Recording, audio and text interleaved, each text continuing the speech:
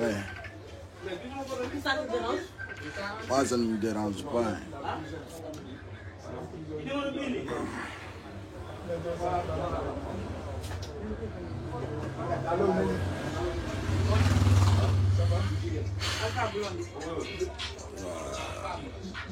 Je dis à mon ami que les prisonniers se lèvent à cette heure-ci. S'il te plaît, hein, je suis en direct. Hein. J'attends, tu vas saluer. Voilà. Mademoiselle de Messier.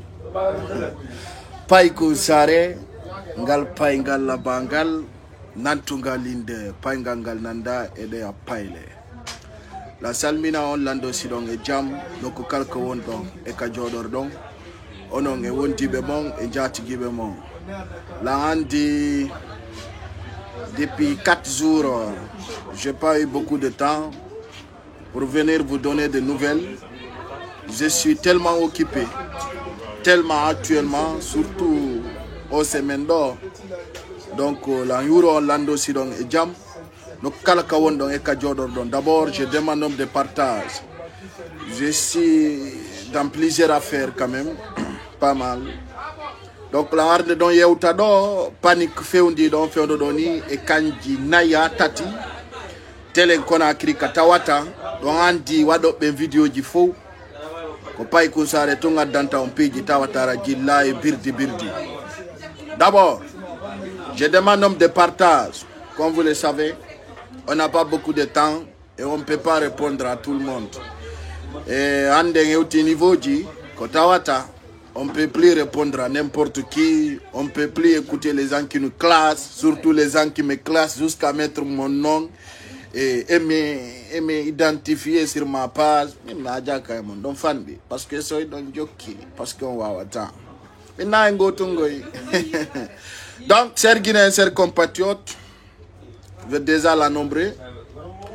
Je demande nombre de partage d'abord. On dit, j'ai longtemps dit, il y a un coup d'état en téléchargement à côté de Conakry et plusieurs personnes ne le croient pas. Et je vous dis sincèrement, Mamadi Doumbouya que vous voyez, il est illégitime.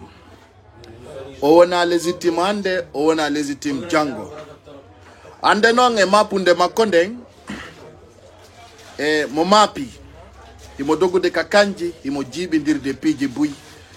Mais ainsi de suite, je vous donne des informations qui sont là actuellement sur place.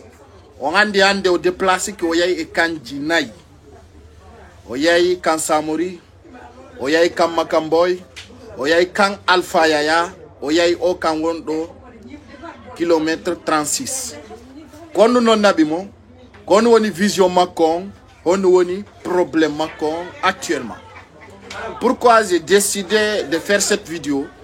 C'est pour vous mettre alerte, chers abonnés, pour vous informer en temps réel que Tawata Pidji no fait de Conakry, on va wata di Pythagore si Taïwana wanoni. Mandir don non imbe bui falete wa ugol no miwa ino. Kono si wana gotu wana ta gotu. Déjà je vois il commence déjà de mettre de tête mort sur là-dessus. Mais je demande d'abord pour sécuriser cette vidéo avant que je commence, je demande nombre de partages et likes. C'est ça qui est plus important. Quel que soit mon dire, quand vous ne me voyez pas, ande mido émission men, mido et programme men jodaki. Et je vous rappelle notre mission, notre détermination. Personne ne peut mettre ça à terre. Fi hondung ande ko jokuden kon goto wawata en ittintinde dum don na e samakala ko e sobe jokka kono wana ande famoton ko e yeso wala musibe an wombe landaru de osaido fewndo do ni ka capital men piji di fuddike jibitagol bien entendu piji di fuddike mélange e nder sare Conakry nde be wi non o mo fellita hiku e nder sare Conakry nden Mamadi Doumbouya no humpiti fewndo doni kanko et militaire bébé, c'est-à-dire les hommes de rang, les militaires de rang, c'est-à-dire pourquoi aujourd'hui j'ai fait cette signe d'abord weltanelang o jonnuɗo lang o casquette ɗo, c'est-à-dire cette béret qui vient de l'États-Unis par l'amour, par la sincérité, par la dignité. Et j'ai reçu cette signe avec une grande personnalité aussi que je considère beaucoup. Tawata sondari la yo andu minko wadani lanko wili lan, je lui fais sapo, donc tu le mérites déjà. Déjà on me dit tu serres comme ça un bras, parce que vous savez déjà nous sommes des cobras, on a changé de stratégie dans les médias. Donc fait on donne un sans non parce que mini on connaît nouveau rythme. O ira ilang e pigi bui, iro la stratégie du bui, iro la motif du bus.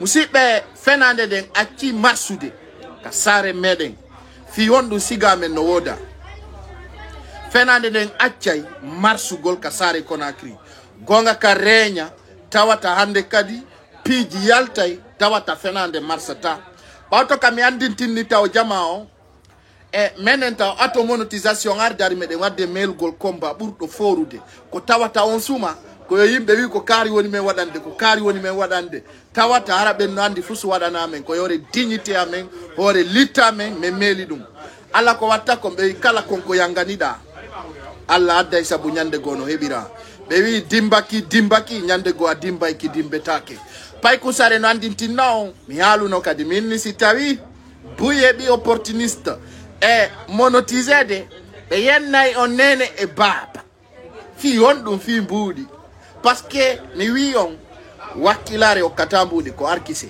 si tawi da arkisa a hebay ko alla yedu mako dum goddo walluma wallama arkise ma on e may demande wopatama. Sincérité on c'est d'être digne, être fort, être très intelligent, être motif, être déterminé, c'est ça l'importance.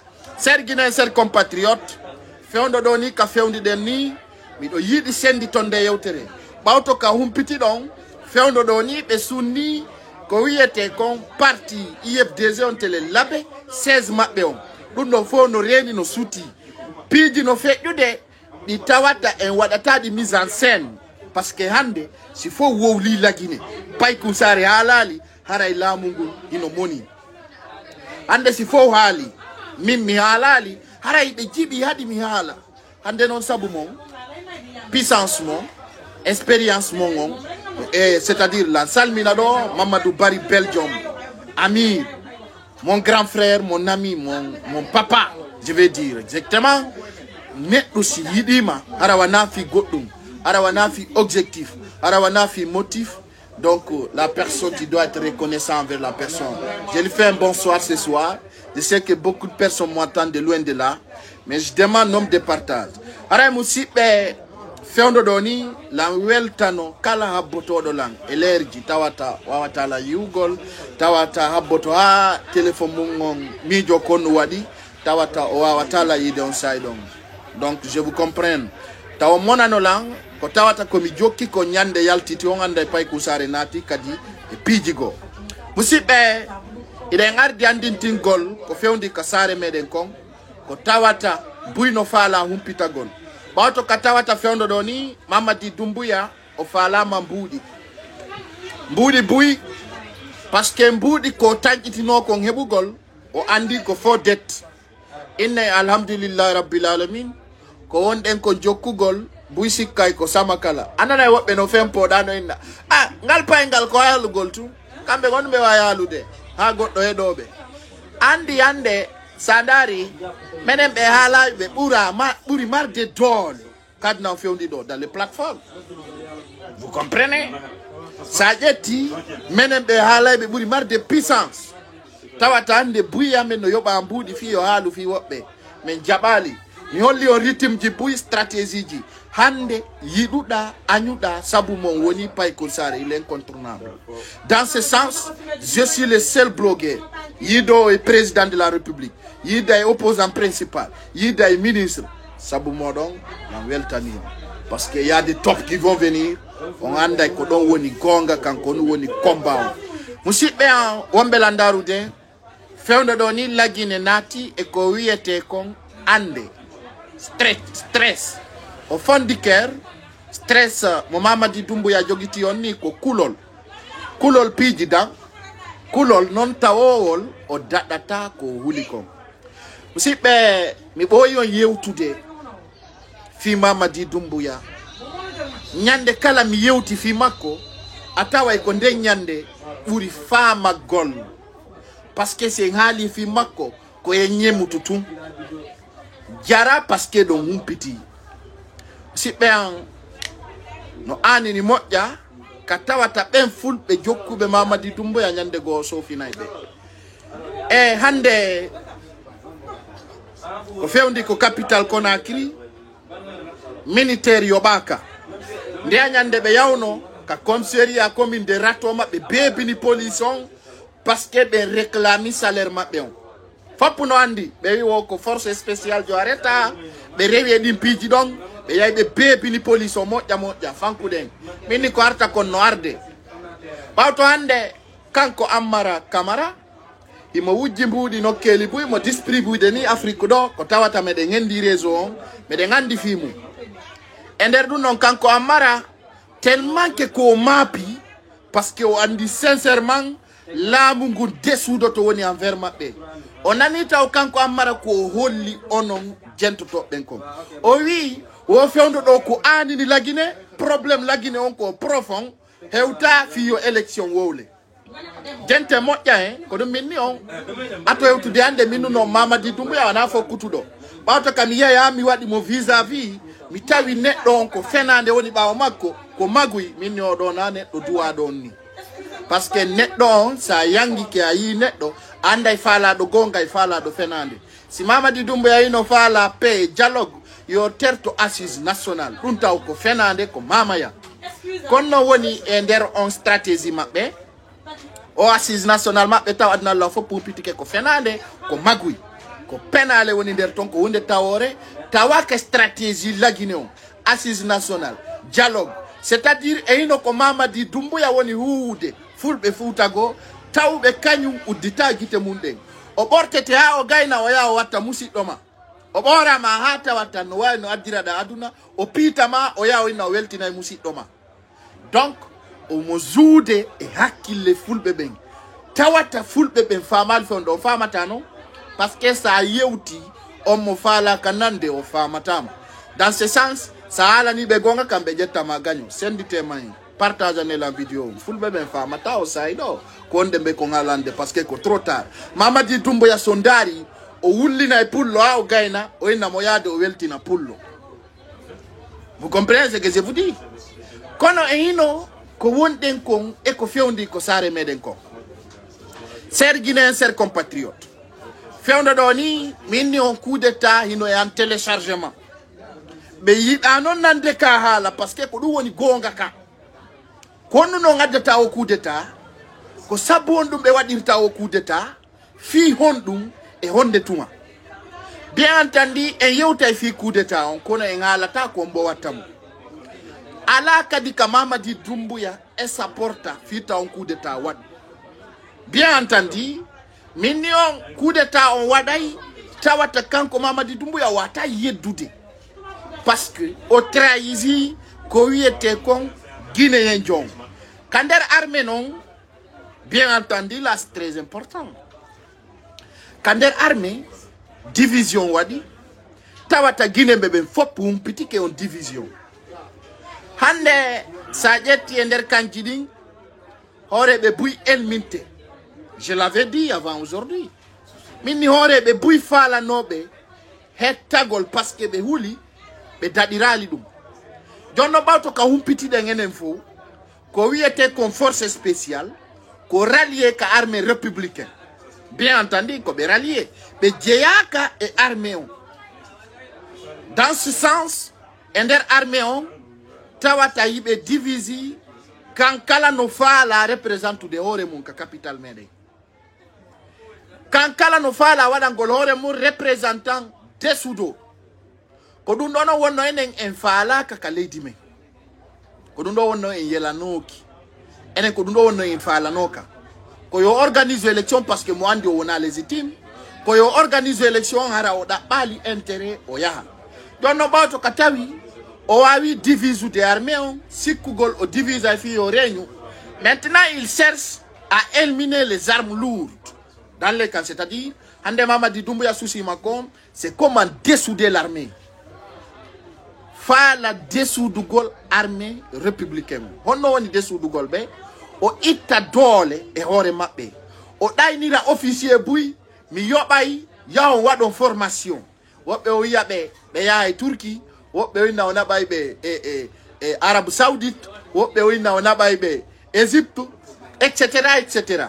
Ha Canada fo propose yimbe winna o nabay be. Fi ondu fi dessoudugol armée on.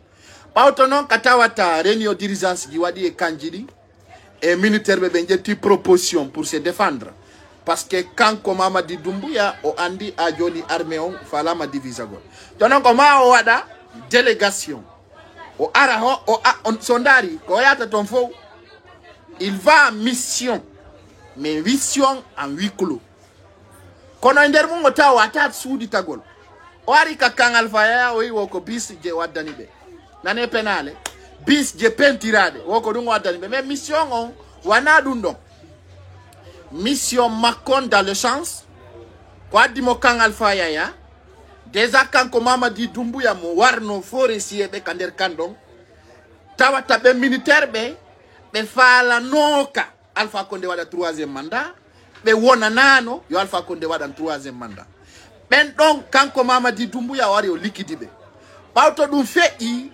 Mamadi Doumbouya taymo huli kapitanga Alpha Condé nabiri mo fode carrière mission impossible Alpha Condé falno mo elmingol be nabi mo kindia ko fe'i donc on adna lam fop yiwno bien entendu hande non mo andi règlement des comptes qu'au niveau de l'armée guinéenne mo andi là il fait pas partir dans l'armée guinéenne sondari kanko ko makko jogite ko yete comme force spéciale joni non o tawi ko honno o gerdata fiyo waw dessudude bedo ko yo arutawo parce que ko dum do taw wadi e der lewru dum laabiji tati imo visutude kanjili parce que quand tigi o andi il y a quelque chose qui ne va pas. Il y a quelque chose qui ne va pas. Pose-toi des questions. Oyayi na kodundo depuis o la mide ndu lewru do wadi 3 fois mo visite de kanjili. Pawto ka humpite do nyande go fewndo mi woni Conakry be inetebe Guinée News be annonce be wadu no annonce be inni kama kamboy il y a des militaires qui ont tiré avec une manipulation de l'arme. On dit, fewndo doni imbe no sikude Mamadi Doumbouya mo army mo mari puissance. Mamadi Doumbouya no wa Poutine ikre. Ko penale farfoli. Fenande tout. C'est-à-dire ça imo et puis kadimi ala na ndo. Les hommes qui sont derrière lui sont pas bien formés. Parce qu'un militaire bien formé n'a pas besoin des armes. Un militaire bien formé on besoin que fala golpinkari pemaka. Il y a une population. On sait les militaires bien formés en expérience. Qu'on a bien donc beholori pinka. Si otido be fopbe doga be acha Mamadi Doumbouya kanko tigi mo humpiti dum mo andi wallahi si wi papa sina be weddinti sina o weddinting o wawata wadugol fus. Dans ce sens il sait bien nyande kala kanjiding immi fi salaire jima beding be nangay mo dum don non mi hala na yonde parce que fewndo doni militaire be ngenda ki salaire ji mabbe din sina mari kotira o ka kanda way no dugol lando da wi'a pay ko sare wi salaire ji mabbe din no duita maro ko be du'a endade ko be ala endade bien entendu maro ko Mamadi Doumbouya ino no kay confisu ma on yali mais kon woni sans o video do ko andi tingolon taw coup d'état no téléchargement o coup d'état wondo arde ko coup d'état tawaydo ono buri assise national forugol coup d'état tawdo militaire bébé famille Mamadi Doumbouya trahi. Déjà c'est pas toute l'armée guinéenne qui a fait un coup d'état. Armée guinéenne il fait pas de coup d'état, ça tout le monde le sait. Maintenant quand Mamadi Doumbouya moi andi d'ici le 25 il y aura un embargo faut pour nous andi. Maintenant qu'on a dit do militaire bébé renversé direct donc kala immédiat be renverser mo be renverser non da dis camera dum dom mo andi wombe be mbama kono habbi nyalande. Dans ce sens mais élément be makko wonno be ben sir be elmini be nabi be soki fop no andi jarade ngala dum ton.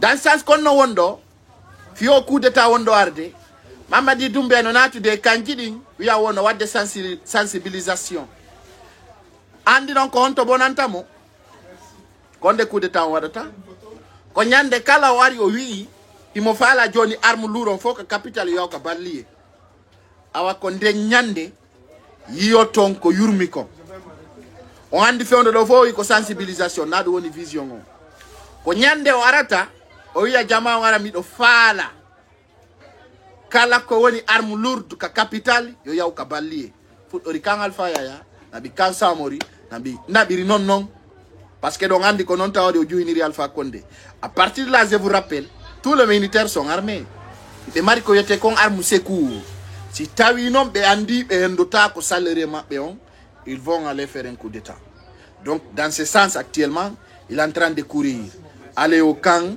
sensibiliser dire telle personne ay don andi no woniri ko kala mafia jodi don dun non fewndo do ni no fokkiti kanko Mamadi Doumbouya dun don no anini mo moƴƴa non fewndo do ni o jotta ko darta ko ala danade il dort pas o ala danade akena ko mapi fi ko dun do woni derulde konkonaki fewndo do ni himo nata ka kanji jemma nyalon mo andi nyande ko kadi mo wanno do video min on a force spéciale on attaque kanji buy ay mi wadi video be yalti be démentisi e be anduno le kadi ko réel be wanno ti dum gassi musibbe an kono woni ko be nangiri kanko Kassory Fofana be nangiri Ousmane Kaba fewndo do ni on andi Mamadi Doumbouya minni on dettu ko nanu ton kondo fo ko penale ko inete kondo jonnama 15 milliards de dollars mo jonna 1 milliard de dollars fo ko fenande c'est-à-dire il essaie de vous tromper mais nay ngo woni fenande kore makko ay kanko wino hebude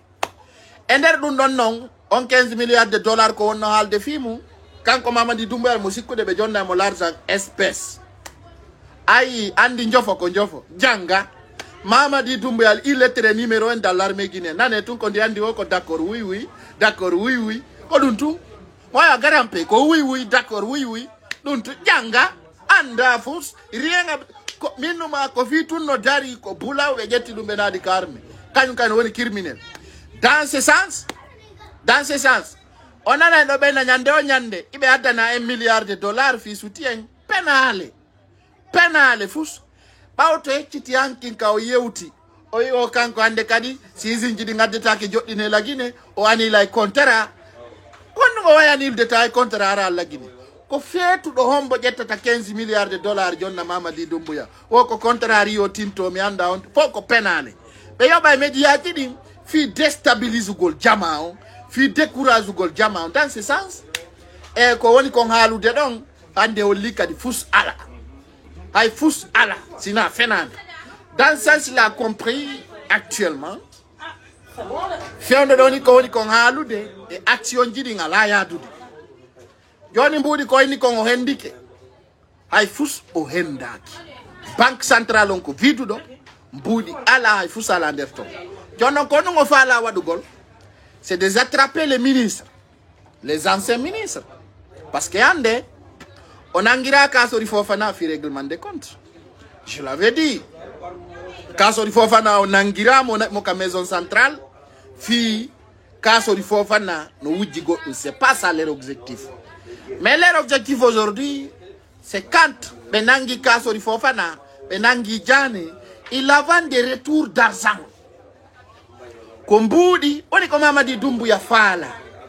Mbudi Kombudi woni ko fala ko ben o sikki ben no jogiti ko dum on nangiri be sans délai sans motif parce que ko nangiri be kon ko fi wo ben no détourni bien de l'état lande Mamadi Doumbouya kanko bien de l'état je lo détourni mais dans ce sens mi andintin na do taw jama malégance et magui ko wadi konka parti RPS et Mamadi Doumbouya no yeso e bawo jono o récupérer Kassory Fofana on a dit mo ka maison centrale ko mbudi ko be landi kon woni ko be habbi si kanko Kassory Fofana o confirmer di mbuddo ngendete e accita mo provisoire bien entendu mbudi ko be landi kon Kassory Fofana parce que maison centrale on et devenir maison d'otage.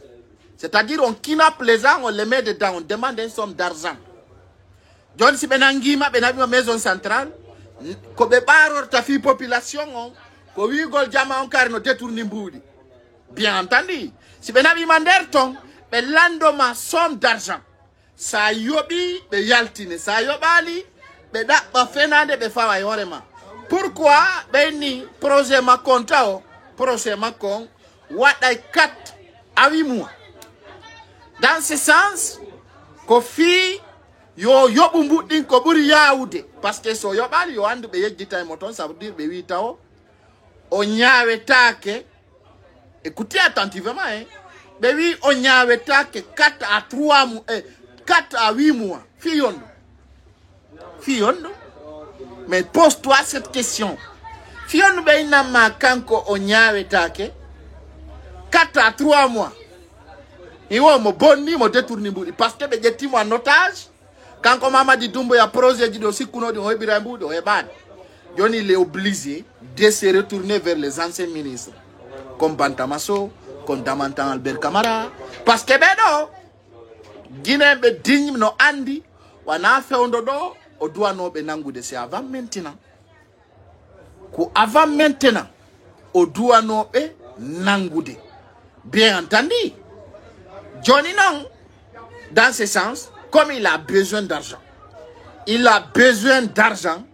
on nangi bedo, on abibe osoki, on landike be kadimboudi. Billahi, wallahi, tallahi, si ni, si kaso di fofana e jane, si be yaltini mboudi ko be landa kon. E na itung bon, on yi go be futi ke anilu de projet digo, be futi ke anilu gol. Pose-toi des questions, Ousmane Kaba, Joma INC. Feono doni, be nodditi mo kanyawore hande ko tongo nyalli, o wadi to lerdidi. Be landike mo fi mbudi. So yobi, be na fi passeport diplomation ala problème ko yo yaw. So yobali, be yo auditionnay mo donga, be na ba mo be soko yamo. Be récupérer université, on c'est clair. Nini ko be onangirde yimbe ben, wana fi haray ko intérêt Guinée mbebende, ko be woni be nangirde, ko fi intérêt CNRD be nyawabe be kondanabe nini si be yobi onon kay digido manditi katawata CNRD jetti lamungu kanko kasori fofana oya uno ka kanton video dino wodi preuve dino wodi bien entendu hande sondari ender sare Conakry nden ko be wonnobe ka CNRD des mêmes personnes qui étaient avec Alpha Condé qui marchent ensemble fewdo doni jane Bito Macon au bras droit. Car Doumbouya, tout le monde le sait, il est là-bas. Sondari ko clair. Ko hunde millions ko mafia parce que Doumbouya se prépare. Na intimidation de. Déjà il a laissé les RPGistes faire les réactions et mon andi konto nyo ibe. En même temps, Aïka Sori Fofana Yaïka prison, il a fait revenir Alpha Condé. Soit-disant, il a fait revenir Alpha Condé. Parce que moi, jusqu'à prise de contraire, il y a Alpha Condé vis-à-vis. Mais ces images, demain, on va les détailler si j'ai de temps dans mon studio. Mais fait dodo, qu'on angiri kaso Fofana et Djane. Pourquoi d'abord? Pourquoi au Soubibe on angatabe? Mais posez-vous des questions. Parce que on a Djane et kaso tout détourné boudi. Il y a plusieurs. Mais pourquoi Kobedo arrêtata au Naba Soka? Ils sont pris ces gens-là en otage. Mais Nangabe defi Nyaugol parce que détourné boudi, Kondar Gol si Benabi Beton si Itinabe boudi. Bien entendu. Koduno woni objectif CNRD. CNRD non Johnny Mapunde wadi. Ninu no Mapunde wadai. Johnny Bewati Nugol Sakumaro 350 000. Bidon Neban 510 000. Copenhague. Ça ne peut pas être. Parce que quand il était chambre de commerce, donc au fond landi wana hala. Comme boudi, c'est de l'argent. Donc quand il était qu'on fond de déroulement, quand Mamadi Doumbouya wata doutu de fous, ka commerce la Guinée. Wata doutu de fous, rien absolument. Dans ce sens, ande quand il était qu'on commercial marsata. Johnny nyande wonyande ka marché be doto woni nyande wonyande chaque jour ça s'augmente ender dun dong fewndo doni marché on Conakry fop no souti ko woni comme fait ode C'est pas moi à vous le dire. Vous-même, vous le voyez. Si donc si musibe en wombelandaru de reni njak gungung ko fokkiti ka leydi meden kon. Be yobi hande yimbe décourager be fulbe futa ben ba au présidentiel ludalen. Ba to ka subi den dignité et teddungal et respect la considération. On y a pi jibui hara on wattanta ila majji. Bauta ka be yobata hande wola be ben fiyo be sabotu sellu dalen be wa Alpha Condé wadino dum ko lawol makko be woni rewde kono atta tidi nen fi kan hala sabuna ko ala sens be aray gerugol piji buy tawata be fuddike gerugol hande objectif mabbe on be wawata darnude l'école. Kono landiti orema ko fiyon dungani kay diri présidentiel ludalendi no ka nyaawore kono l'école no darne de kasudu makko ko fiyo sonko wadu ko fiyo nyonya wadu kono bawto katawata mawdon no hore hakkille mun no hore mun jama on fami kon no fokkiti hande maninka e soso e forestier no doit ardinde hakkil sonnanali ko arata kon sofingo lendi no arde yeso mo bien entendu jama on woni soso woni maninka woni pullo woni forestier no do ardinde hakkil ko fokkiti ko lagini don nawi ugol no wona ni CNRD wona gonga e dignity dans la vérité sa wona ni dun don a andai ko honto leydi mandi fokkitiri kono sa wona ni intérêt et bien tu seras toujours déçu et emballé. Dans ce sens, si on veut tout de pullo pira pullo, stratégie tawawo ko avertisa nodo ato hewtu de hande. Min si mi jaban no CNRD, haray no mido wani won wa Ousmane Nielo parce que c'est leur objectif. C'est-à-dire hande ki be fala taw bonnu de kala fi on pullo futa holado. Be wada hutare horema be ndara nyakko be fawama be ndara penale be fawa horema déjà bien entendu hari wodi be lanka présidence ja noddi be ni no jonni lam $20,000 bien entendu ore penale mabbe je suis choqué e mitawi dignité angon indianden popularité ko alla wadi kon sabu mon fewndo do mi tawi jaranala mi wadu réaction ibe andi langandi me be wi mo dimbiki nyande go dimba ki dimbetaki be fenani yimbe benja parce que jasi goddo woli hunde haray no wodi ko tippi be fusi yaltirtani kala ko wadi andu sabu no wodi kambe be yeybe feni be wi jama o be jonni lambudi et malgré be sikki be hendike lang parce que be sikku de mila way wataka na zayon wala la nandi artiste be Guinée torotobe non ils ont compris ma compétence mon expérience parce que les gens le disaient Andy quand il me voit en vidéo quand il me voit en visage c'est pas les mêmes personnes la way te din de net aussi la te dini horema min si da mari horema maranda et en sud kala net do way mas de mettre à ta place kono ko metti la kakabi humpiti pena l'état existant min 1 franc pour fandu de Jésus devant Dieu je n'en voulais pas et je suis le premier blogueur guinéen qui a fait face à Mamadi Doumbouya. Il ne peut pas démentir et personne ne peut le démentir avec ma force, ma dignité, mon expérience et notre valeur d'élite. Aujourd'hui, leur objectif, c'est comment éliminer les communicants qui parlent au nom de ces Loudalais. Bien entendu, toute une personne qui parle de ces Loudalais, des biens, je dis bien, c'est précis, des biens, ils vont lutter contre toi. Tout simplement parce que tu défends la sincérité, tu sois forestier, maniqué, pelle. Leur objectif, c'est comment fermer ta bouche. Soit ils vont te donner de l'argent, ou bien ils vont essayer de t'intimider, ou bien ils vont essayer de tout faire pour te fermer la gueule, quoi, en fait. Don non objectif mabbe non ino arde non kabe fa la fermude 16 IFDZ, ça je mens pas, hein, je l'ai dit aujourd'hui. Ça c'est l'objectif, c'est la deuxième étape de CNRD. Ça je vais le dire publiquement. Hibe arde, hibe fa la fermugol parti 16 IFDZ. Kono be wadata awa jama donon ko yon sendutu nabo yewtere nde.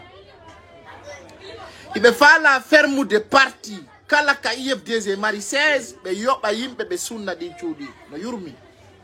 Jama pour le futa on yurma ko caractère pour le futa nafigi buri yurmude anda gonga wala fenande alla sofini ndi lady ko do lagina evoluata parce que nyando lagina ko bawa wartirta fewndo doni kala ko yete kon sous préfecture et région qui be fa la déstabiliser de katawat ka IFDZ marika motondirta donc objectif mabbe be fuddori labbe be sunni sudundu labbe abe gayni be yalti be yobi journaliste be wadu article e hore mum ko lagina yata sudu no suma be ndama be nganda on to yite ngengi wuri hakkunde ngi yalla lagina yata be sunna sudu abe gayna be yalta publiquement be na he mena be nganda on to yite ngengi wuri ko ni to sumiri bien entendu mais dun don fou wa wata décourage de yimbe wonbe be digne andu be gonga kam parce que gonga e fenande gerdata lagina yata be sunna sudu goddabe gayna bena makambe be anda on to yite ngengi wuri ko fekki ko labbe parti katawate ko do IFDZ woni be nabi be sunni foppu yi be bonni ko on ton kon fu ok présidentiel ludale ngala tafi dum parce que be fala yo halu mais il parlera pas, il attend le bon moment pour vous répondre mais ala na yontum ko sati kono lati lagine hakkundange Allah be yay be sunni don lagine fo no reeni ananata goddo no kondana ananata journaliste jono na moja ananata activiste wado video no kondana fewndo doni ko anini be ko si tay be heba be jala be signi no tamie kono be de ngabbi on me de remarque on parce que jango ko be wonbe dogude ka Mamadi Doumbouya ko ben don kadi aroita kaselu dalen solamiki bien entendu on se va jatta me ngagnobe kono be wi ko nebi gonga wonta ta fenande musibe hibe arde parce que objectif mabbe on c'est comment détruire l'IFDZ be etiketa be lanci ko yete kon RPZ dun don lagine fop andi do lanci tike ande kadi fusluta don ko lutti don wo hande ko zarza be etiketa be opposi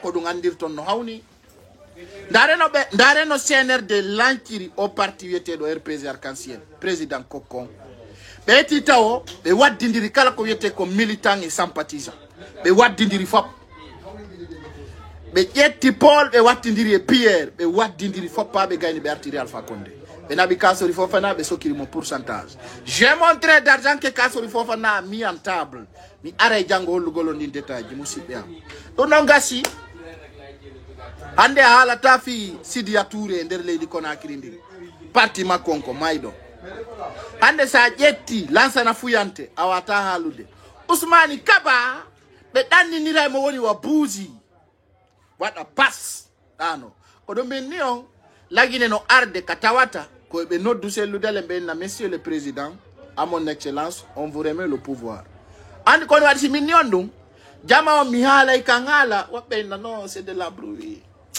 yurmi dare hande endertandi territoire lagine on kala wiete do parti fop be wari Ousmani Kaba règlement de compte si be jonniti université makko haray pas des mai haray c'est fini RPZ en yi c'est fini fewndo doni RPZ be mari souci di tati Alpha Condé arti Kassory Fofana soka may jane be wonbe kayasi ko onno be sokete ka be soketaki don deji c'est bien entendu. Non l'année, hande non lagine ko sellu dale ngi hombo yada ta élection. S'il vous plaît, diminuez là-bas. Ko sellu dale ngi hombo yada ta élection. Hay goto. Ko do minnion victoire on heuti c'est le moment. Ko do adi minnion ko be bonde ko ka sellu dale be ala soa onata ikapale. Ils n'ont aucun choix. Donc c'est-à-dire ariata wi alla fertanike lawongol. L'objectif est là. La motif est là, la détermination est là. Parce qu'à partir de Noga et Djobindou le 25, na sike ko pellet la Guinée so finanti embargo. Si da fala julire, si da fala awondire, si da fala awolta konongoy, tu n'as pas croire à ce que je te dis. Mais le 25, on anday la Guinée embargo waday. Weltano den do non présidentiel ludalen battane golle ko jokki kon ka sous région do. Musibe mayni maselu na gorko landimo kanko babe makko konno wadi. Bien entendu. Jarama yo jiwo. Tanala. Jiwo tanala. Awai mo yeso an fewndo do. Même mbeddo. Haray la yewtude on golle de tawata présidentiel ludalen wadi programme ji mudin ding e sous région ngondo on jara jantu yawda mi gayna yewte hande buyno jibi andude kono présidentiel ludalen jokki porto be wi buranare den taw wi bada yusuri yusura. Si sati ko yende hikata. Na mingali ça c'est Al-Quran Karim qui parle de ça. C'est pas moi, c'est pas toi. Bada yusuri yusura. Ba to ko sati wo ko yende artata yeso. Bien entendu. Porto ben oui. Quand se dire après ça va être facile. En français facile on dit après la pluie c'est le beau temps. Full bébé oui. Wo si sati ya hoyay. Okono wonirtani nani. Présidentiel Ludale ngolli, c'est une question de temps, il va récupérer son victoire. Dundong au Rassiri, militants et sympathisants, il parle pas. C'est-à-dire qu'on bloque note. Mais ala na ondo jama, depuis adna on taga akita, hari miyali présidentiel Ludale nous déterminer wahika. Bien entendu, je l'ai jamais vu déterminé pour hika. Parce que Kongo di makodin ko gotum. Kongo di makodin ko gotum. Fusi sanzali. Net otawdo kala ko wada taw hejay. Kala konko njaga otonya hejay ore mako. Kanko tum. Kanko wadata sika wadalimu. Tonyamo sika orena. Bien entendu. Hande alamo ma pati ender leydi di la Guinée ko soit wonbe wadde semblant e wonbe wadde vérité parce que ender leydi sa jetti tawi ender 59 personnes ko 2 personnes hetti ataway no yurumi. Bien entendu kanko présidentiel ludalen o wadi taw leyde tawde mi sitanta on do mais wola taw ko wadi to. Bien entendu o wadi Côte d'Ivoire o wadi Niger o wadi sous région do no kelibui o yide tepe wadi Europe ide ngabbi yo Macron jotto le 24 on andi Macron jotto le 24 et le 25 la Guinée sofi nane embargo haray présidentiel ludale mo yotongon ko neddo wondo reconnaissant musibbe pullo futa jodoto do bonna inde sellu dalen eto heba sens ya jodoto neddo sa andamo a wawatamo famude musibbe ko andudo ma bonamma présidentiel ludalen sa miji tike atawa isiga mako e kanko odo wadi la Guinée birila ande so jetti jamfibo mo ben fo woni fufa la fu parce que kambe ko intérêt be wonno pirande wana fi leydi ndi eder sanson kono buri marde sansande laɓani en e ngendoto laamugol la Guinée parce que militaire laamota ko en ça d'abord je suis très content e goto kadi wata elmingol selludale ndare ko Allah watta kon fewndo be faala kinapude yimbe fi mbudi tay Allah yaltinino selludale nder leydi ndi la Guinée fewndo doni be wawanamo fus il y a absolument o artayno la Guinée nder de balde arayde har mo mari puissance tawata on suma hayo witu titi jama fo yewta kawre laawi fewno doni Guinée no faala manifestade yata comme hombo susi wolde hombo anda susi kabi bemma ka leader yaltini goddo kawre lawol awola jama no loma I jama no yiduma awola tado a goto yalta tan na o telephone do sonde fi Allah on ba ta goddo yalta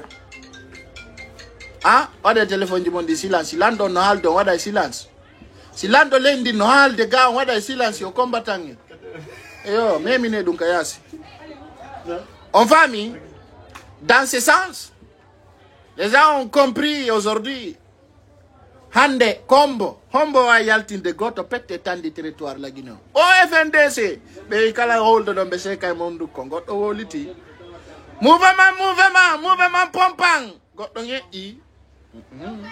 ni si présidentiel lu dale wi jango ka ore lawol bappa ko kona akiri hayomu la Guinée foppu gitta e ore lawol gol wada boub de wotere c'est le seul unique. Tu reconnais, tu ne reconnais pas l'homme matif. So we ande Guinée ka ore lawol ko yaltini Alpha Condé wattano de ndiyam kapale nabi mo azere kore nabi mo kankan nabi mo sigiri atiri mo mamu Alpha Condé o wi min sellu dalen Alpha Condé fu so wawantala ay way kala Alpha Condé wi hakkundange Allah nyande kala sellu dalen desidi dumbu ya wala tado ngo wala tado o nganda non goy andi lagine yimbe ben no hutiti nyande o mi nana do wiya sellu dalen koni ono non ko ngonno komboy mo ngono leader be fosino sati wow gol wadu gol motif ka tere lagine ko si community pito mi ya jango jama mema ikawre lawol be mema parce que min ko mi capable dum kono lututudo ala wawdo foresier soso maninka foresi hay goto wawata hay goto hay person wawata ani don no wola fi bawuri ay don no hersinani ma oro be peri hay wolu golinde on no hersinani pullo ndare bawuri tafen jo mo yay won gol Mamour assise national andu hersinanaki ma hay wolu gol fi bawuri ça te fait pas honte du hersinanaki ma oro ay ko horda ko mi wala ki Allah jabay parce que ça woni si gawara Allah no hutima yormi be peri mo ya tawonu fiyo nga goddo anyi bawuri mutaru jallo en bantamaso en siga be woltaki sa woli inde be ngare jama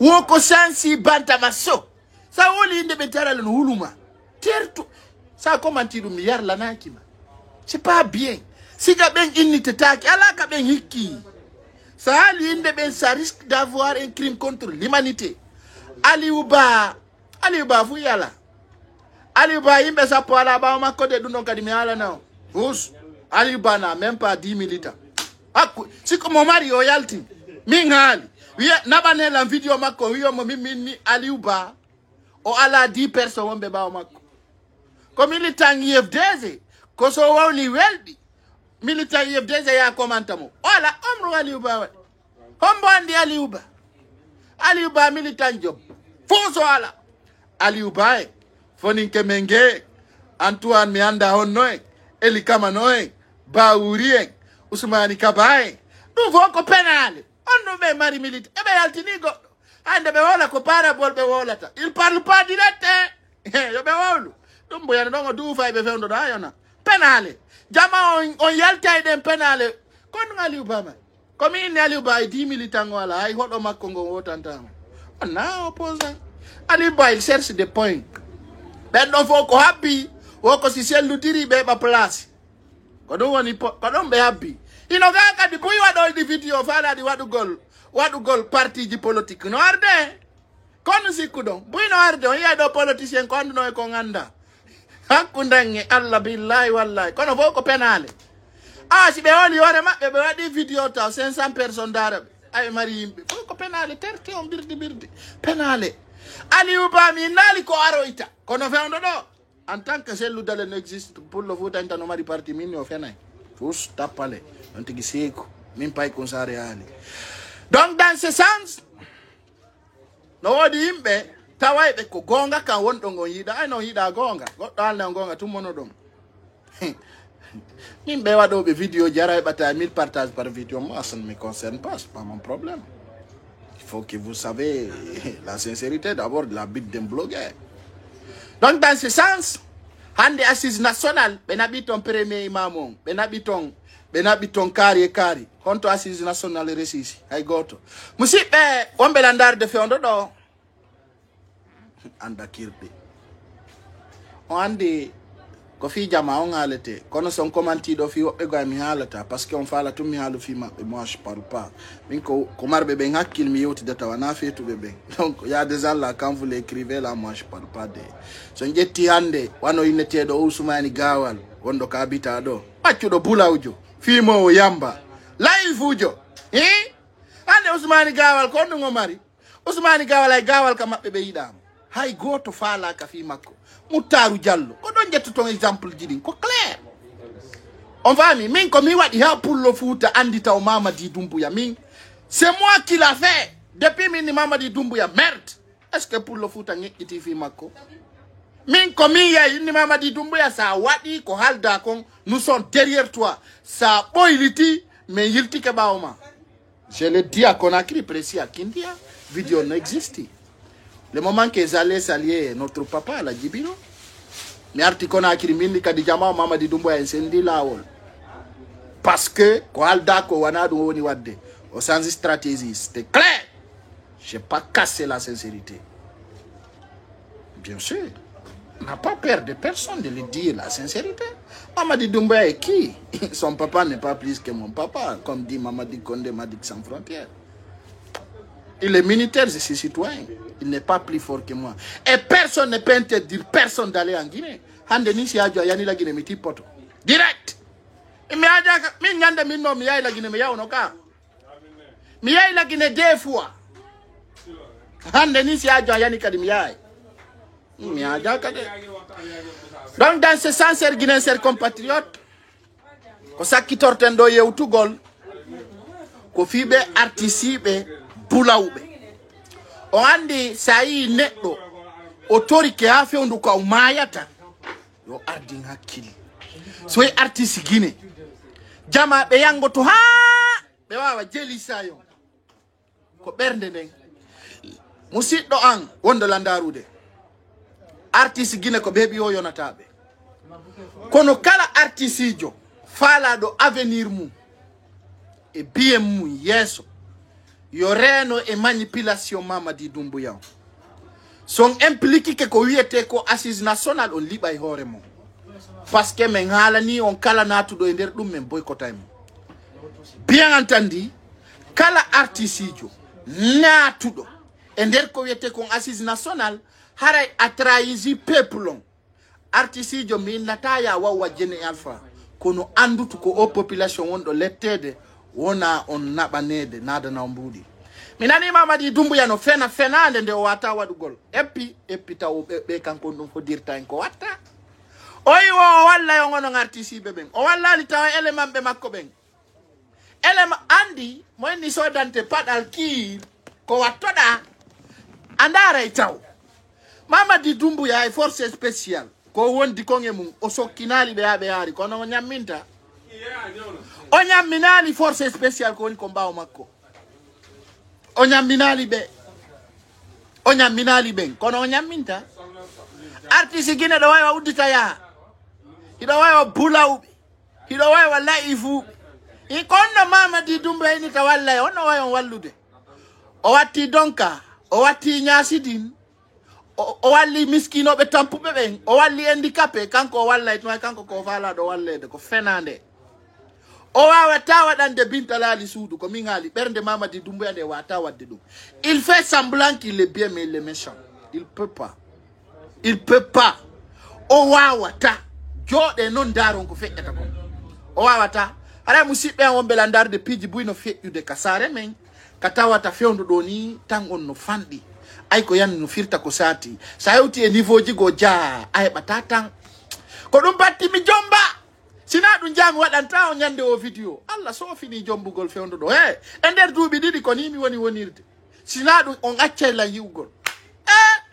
dare jama on habbi kala ha o ronki mi do doga tum mi do doga e ja non si gokku ngari do kadi si kay ko ngara yala no waden donc e fewndu do ni on yafoto mojja ko tawata ɗe balɗe ɗo tati mi wawali argol hettagol waɗugol vidéo ji fi argol humpitawan ko fewndi Kasare Conakry jango si Allah on jaɓi mi ara mi addana on détail ji no kasori fofana fewndori ka maison centrale kanko e Diané haray Diané e colonel Mamadou Alpha Bari ay min he ɓi huɗaɗo siɗa sokam mi weldite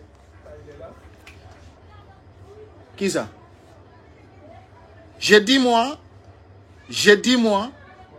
moi awa talan e kaso soka mi duuɓi e hoore toñe weldite si miɗo waɗa yo Allah wara si mi waɗi yo Allah peñana min colonel Alpha Baris ko min wonnoma la gandi no gasa andara yo vidéo am si tawno hara nun min ko mi wonnoma hakkundange Allah mi jaɓata few min ɓe mi haɓidi ɓen fof feƴƴataɗo si min ni ma lanni haray lanni kono ɓe wi o kala e programme mum haray colonel Alpha Bari holli o welditi kanko o welditi e Diané vraiment je suis pas content de ça min non ko hajuma mi yiɗano few haray ɓe ka maison centrale ton ɓe holli wo ɓe welditi min mi wonanta aray tun komi andintinta ɗo artiste Guinée on komi andintinta artiste ɓe Guinée ɓen rene Mamadi Doumbouya so renaki e makko o waɗay on tufasi yiwa min ngalani on o duufay on Mamadi Doumbouya o baka peñanayi on ñande o e ñande e sayiji ɗin par ce que o fenay wonɓe ɓe mba makko fenay premier imam on premier imam on hersata fenugol e suuma e la ilaha illallah muhammad rasulullah o wiya ashadu an la ilaha illallah muhammad rasulullah sallallahu alayhi wa sallam min ni on buyno juulude lagine ɓe anda mana la ilaha illallah uksum billahi ɓe jooɗoto ɓe anda ko honɗum woni mana la ilaha illallah ɓe innay la ilaha illallah wara uksum billahi wona ɓe julɓe no hulɓini imamuɓe ɓen fenay ustasiɓe ɓen wajota ko fewndi e leydi ndin salli susata nantingol ko imamu wowli siko doy o wowliri mo yiɗa wande ko imamu politicien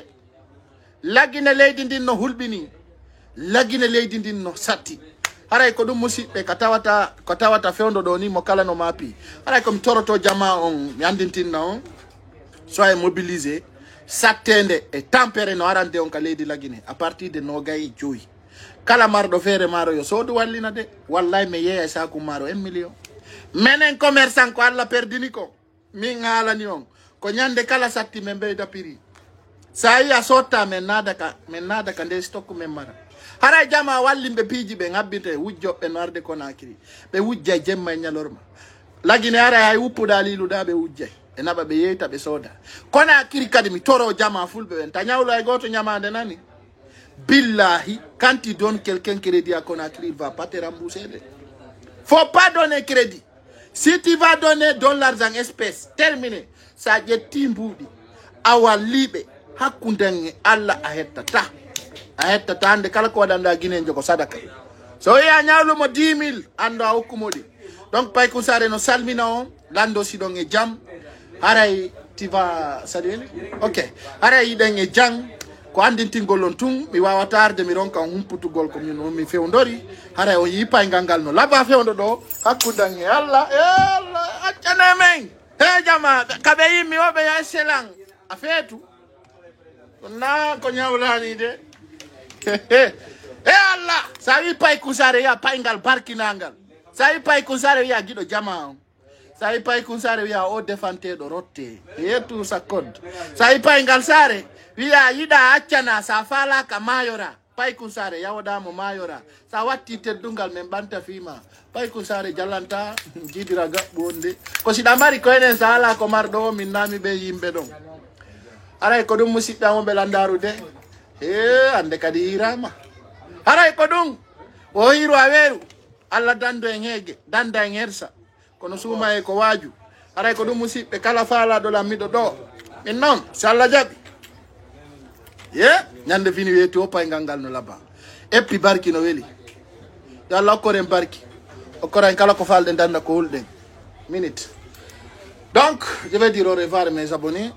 Donc, musidɓe an ara janngo si Allah on jaɓi en tintiday yewtide si tawi newno won newni aray ko ɗum mi faala on yewtude lan yiɗi on moƴƴa lan weltori on ko yon senduto yewtere nden kadi fiyo jama on humpito ko feƴƴe nder o vidéo ɗo kon aɗa yo Allah jaɓan en ko wonɗen kon horugol Allah ɓe newnanal yo wawa horugol ɓen yo Allah newna meɗon ɓe horiroya haray ko ɗum musidɓe on belandarde ko Paykun Sare giɗo mon mo haɓata on sikkata on an salmina on sayi wo e sayi ƴiwaro ɗo hiwroɗaɓe ka arriɗo